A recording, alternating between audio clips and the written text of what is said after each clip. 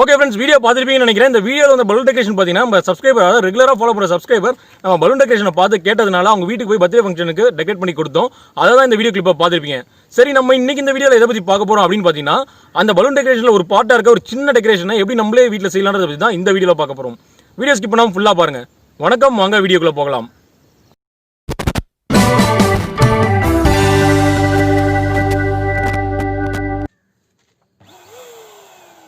நம்ம என்ன பண்ண போகிறோம் பார்த்தீங்கன்னா, பலூன் கலர் சூஸ் பண்ணுறது தான். அதாவது தீம்க்கு ஏற்ற மாதிரி சூஸ் பண்ணிக்கலாம். இப்போ நான் சூஸ் பண்ணுறது என்ன அப்படின்னு பார்த்தீங்கன்னா, ப்ளூ அண்ட் ஒயிட் காம்பினேஷன் தான். அது பார்க்க கொஞ்சம் நல்லாவே இருக்கும். அதில் ஃபஸ்ட் நான் வந்து ப்ளூ கலர் பலூனை 2 வந்து பம்ப் பண்ணிக்கலாம். பம்ப் பண்ணுற சைஸ் பார்த்தீங்கன்னா கொஞ்சம் பெரிய சைஸாக இருக்கணும். பண்ணிவிட்டு 2 பலூன் இதே போல் ஜாயின் பண்ணிக்கலாம். ஜாயின் பண்ணிட்டு அடுத்ததாக இன்னொரு செட் அதே போல் செஞ்சுக்கலாம். செஞ்சுட்டு 2 பலூனே இது மாதிரி ஜாயின் பண்ணிக்கலாம். ஜாயின் பண்ணும்போது பார்த்தீங்கன்னா அது ப்ளஸ் ஷேப்புக்கு வரணும், வீடியோவில் பார்க்குற மாதிரி.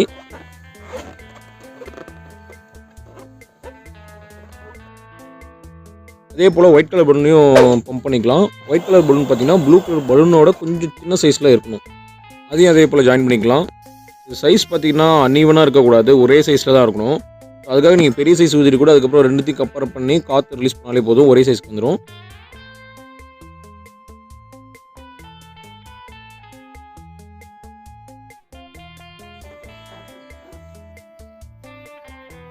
அடுத்ததாக பார்த்தீங்கன்னா மாடலிங் பலூனை பம்ப் பண்ணிக்கலாம். ஆல்ரெடி நம்ம சூஸ் பண்ண கலர் என்னன்னு பார்த்தீங்கன்னா blue and white. Same colour தான் நான் இதுக்கும் சூஸ் பண்ணிக்கிறேன். பம்ப் பண்ணும்போது பார்த்தீங்கன்னா ஃபுல்லாக பம்ப் பண்ணக்கூடாது. ஃப்ரண்ட்டில் பார்த்தீங்கன்னா கொஞ்சம் சின்னதாக அந்த நோஸ் இருக்கிற மாதிரி இருக்கணும். அப்படின்னா தான் பலூன் நம்ம வந்து ப்ரெஸ் பண்ணும்போது வெடிக்காமல் இருக்கும். அடுத்த 2 ப்ளூ கலர் பலூனும் 2 ஒயிட் கலர் பலூனும் ஜாயின் பண்ணிக்கலாம்.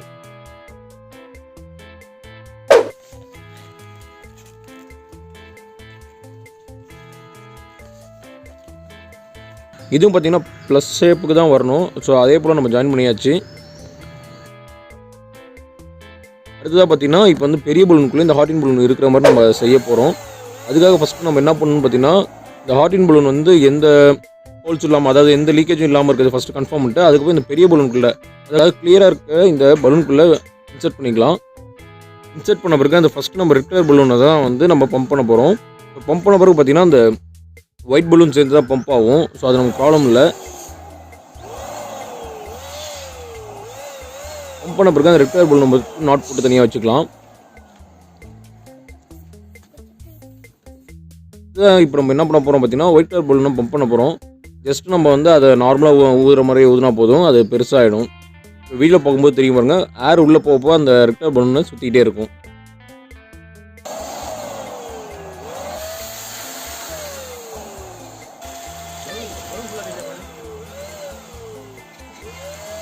கரெக்டான சைஸ் வந்தோடனே ஸ்டாப் பண்ணிவிட்டு அதை ஒரு நாட் போட்டுக்கலாம்.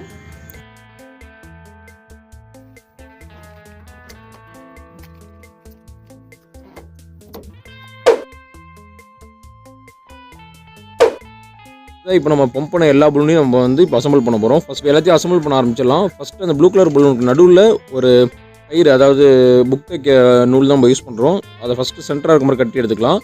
அதுக்கு மேலே இந்த ஒயிட் கலர் பலூன் வரணும். எப்படி இருக்கணும் அப்படின்னு பார்த்தீங்கன்னா, 2 ப்ளூ கலர் பலூனுக்கு நடுவில் ஒரு ஒயிட் கலர் பலூன் வர மாதிரி நம்ம டைப் பண்ணணும்.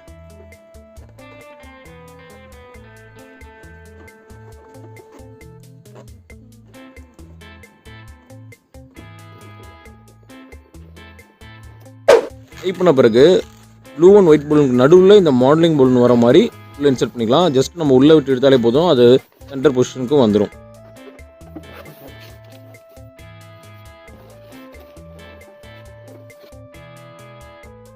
அடுத்ததான் நம்ம என்ன பண்ணுறோம் அப்படின்னு பார்த்தீங்கன்னா, இந்த பெரிய பலூன் வந்து சென்டரில் இருக்க மாதிரி கட்டிக்கலாம். அதாவது மிச்சம் இருக்கிற நூலில் வச்சு அதை கட்டிக்கிட்டு அதை அப்படியே இன்னொரு சுற்றிட்டா போதும், அதோட பொசிஷனில் கரெக்டாகவே இருக்கும்.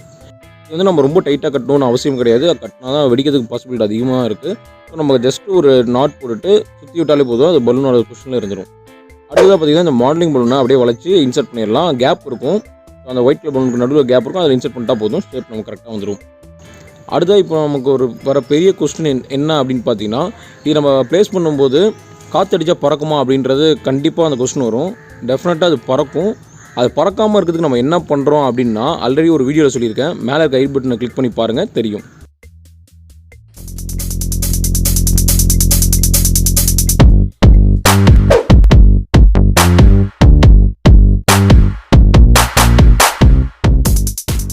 ஓகே ஃப்ரெண்ட்ஸ், வீடியோ பார்த்துருப்பீங்க. கண்டிப்பாக உங்களுக்கு பிடிச்சிருக்கும் அப்படின்றது எந்த விதமான டவுட்ஸும் கிடையாதுன்னு நினைக்கிறேன். இந்த வீடியோ பிடிச்சிருந்தா லைக் பண்ணுங்கள், பிடிக்கலாம் டிஸ்லைக் பண்ணுங்கள். நம்ம சேனல் சப்போர்ட் பண்ணணும்னு நினச்சிங்கன்னா கண்டிப்பாக சப்ஸ்கிரைப் பண்ணுங்கள். நன்றி, வணக்கம்.